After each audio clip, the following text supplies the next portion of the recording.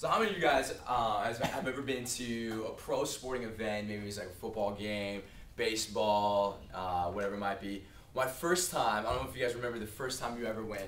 My first time I was 5 years old, and I was with my dad. We went to a hockey game. The Calgary Flames were playing up in Canada and stuff, and I was so excited. I remember going into the arena, and I was just like elated, just looking around, just baffled by how huge this place was and stuff. And so we're there, we're hanging out, I'm loving life, and we're just kind of kicking it. And then the game gets over, we win, the Flames are on top, we're just loving life, and so we're leaving, and there's thousands of people that are there, and we're just flooding out of the stadium. And so we come out, and we're in like the big open area where the hallways are at and stuff, and there's just thousands of people just flooding back and forth.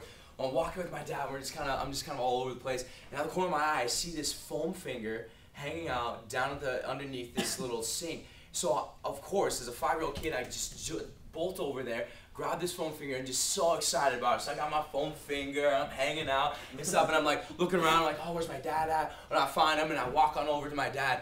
Well, one of the things that we had, me and my dad, this understanding that when we're in crowds, is that I had to hold on to his pockets, that way he knew I was there, and otherwise I'd be off somewhere else. So I go over, and I find him, I grab his pocket, and I got my foam finger, and we're just like trucking along and stuff, and I'm like playing, poking people. I'm like, Dad, check out my foam finger. And as I look up, and I realize, this is not my dad. This is not my father. So I let go, and for about 10 yards, I was holding on to this guy's pocket, and he didn't do a thing, didn't say anything to me. He just allowed me to continue on with him. And I remember the feeling, just fear that came over me, like, where's my dad? Where's my father? So like I'm like, get out of the crowd, and I'm dodging through people, and I just go over in the corner just with my foam finger hanging out and just kind of quivering. I'm like, I'm fatherless, where's my dad at? I'm lost, I have nowhere to go. Well, see, the reality is that's kind of a funny story. The reality is that's kind of what's facing this generation today. See, 34% of students, teenagers today, are going to go to bed tonight and not have their biological father in their home. The reality is that's probably about 4 to 5 of us, even in this room, that have been affected directly by not having their dad a part of their life. And see, and you might have had your dad, so it might be on the flip side where we've had our dads be a part of our life, but yet there's millions of kids that have their dads are a part of their life, but are not a part of their life, might be in the home physically, but they're not there emotionally, and they're not there spiritually to continue to lead them. There's a detach that's taking place. See, a priority is taking place where the corporate world or whatever else might be the focus upon somebody, or upon the priority of the father or somebody else. And so we're seeing the generation that's being raised, and it's been coined or quoted as the fact of being the fatherless generation that is being raised up right now.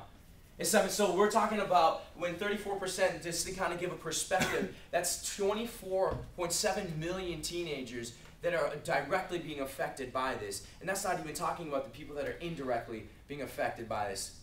I have a quick little clip that I want to show with you guys. It's from Kicking and Screaming. I don't know if you guys have ever seen this movie.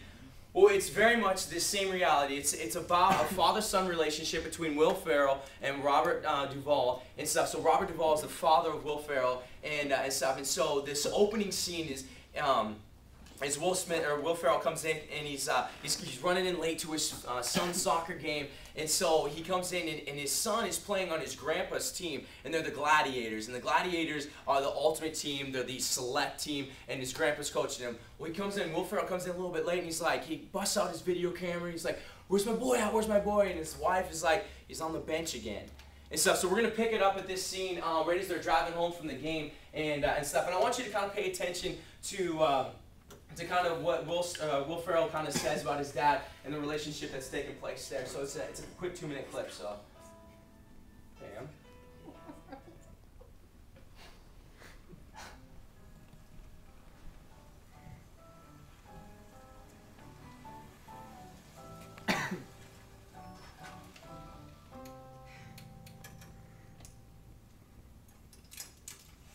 Hey Sam, you want to give us a minute? Need a little adult time.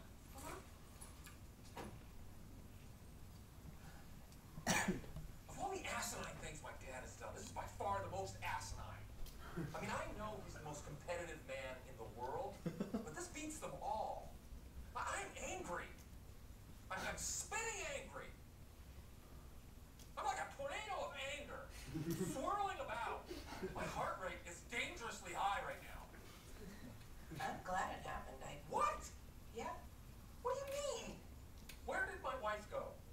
Are you a robot?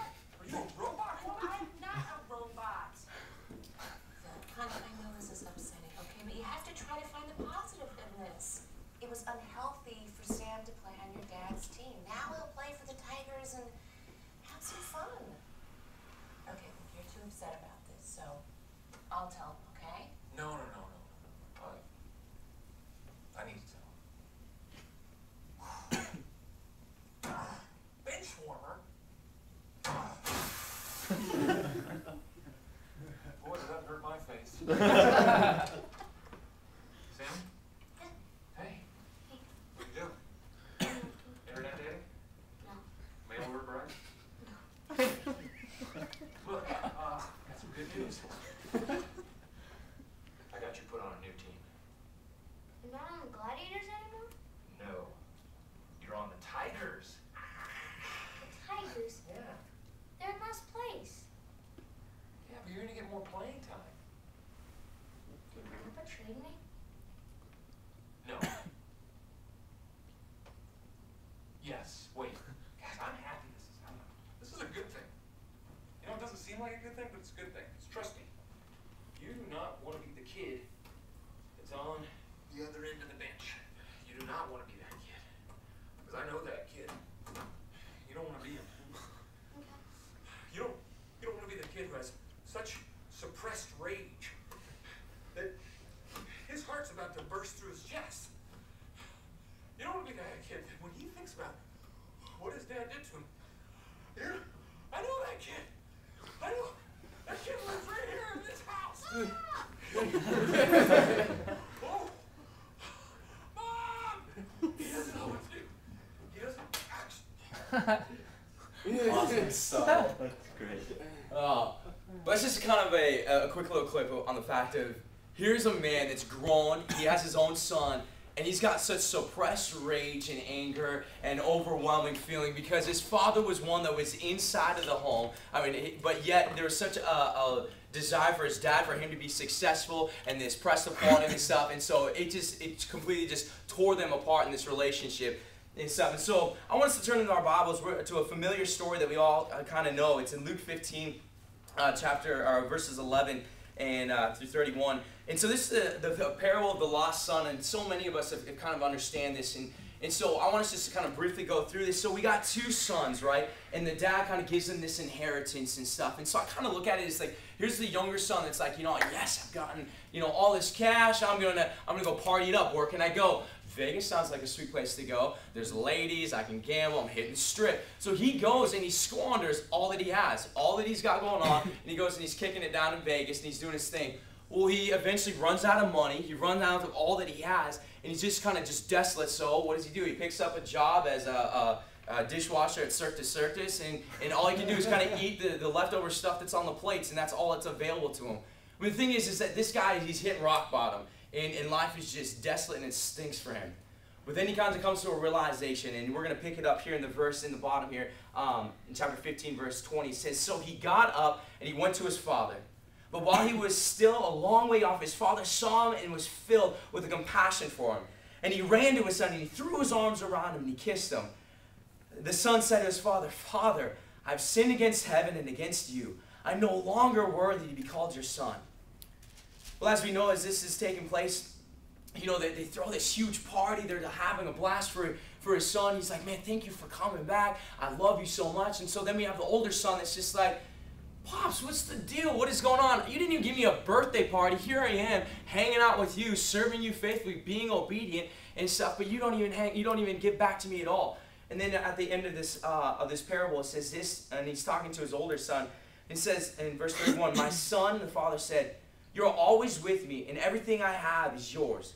But we have to celebrate and be glad because this brother of yours was dead, but now is alive again. And he was lost and is now found.